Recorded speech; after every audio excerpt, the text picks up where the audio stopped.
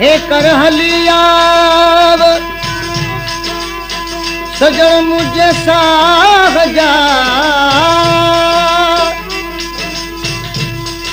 हे कर हलियाव सजन मुझे साह जा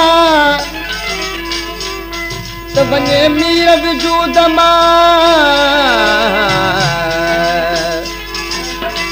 बने मीर वजूद बिछोड़े जो आव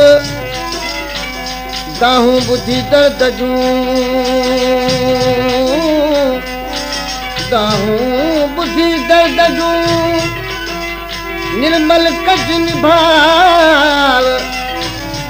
गिरी कर पर चाव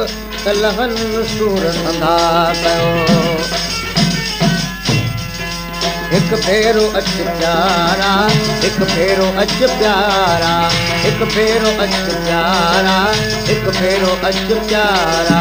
एक फेरो अच प्यारा एक फेरो अच प्यारा एक फेरो अच प्यारा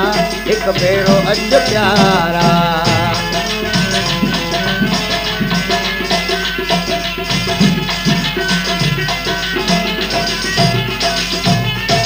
लाए मालू छा थो राहू तुझो पुछा थो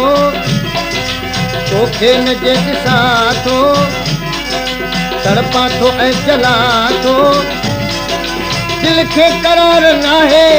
हिकु इंतज़ार आहे जंहिं यार लाहे पाहे दिल खे छॾो वगाहे नितिन नवा नज़ारा लाए सब उतारा एक फेरो अच प्यारा एक फेरो अच प्यारा एक फेरो अच प्यारा एक फेरो अच प्यारा एक फेरो अच प्यारा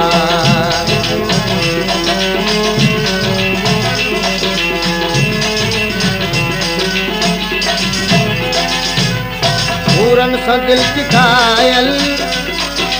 पीड़ा रहे पल पल काॾे कयां उहा दिल जंहिंजी न का पे मंज़िल राहुनि में बसुला थो मिटीअ में मिसल जा थो रोई खिली रुआ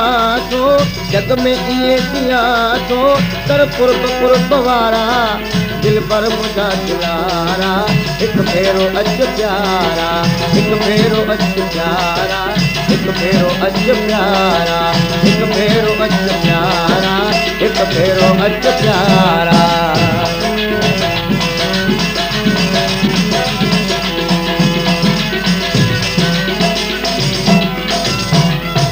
दर में रोज़ खारिया अजनो थो मीर हारिया रातूं रड़ी गुज़ारिया पूरन में सिज उभारिया बुध मानवा उछलता दिल में पिया ठवनता मचहाव में मचलता कदमा सवे अचलता साथी मुझा सहारा काहू बुद्धि खुदारा एक फेरो अच प्यारा एक फेरो अच प्यारा एक फेरो अच प्यारा एक फेरो अच प्यारा एक फेरो अच प्यारा एक फेरो अच प्यारा एक फेरो अच प्यारा एक फेरो अच प्यारा एक फेरो अच प्यारा एक फेरो अच प्यारा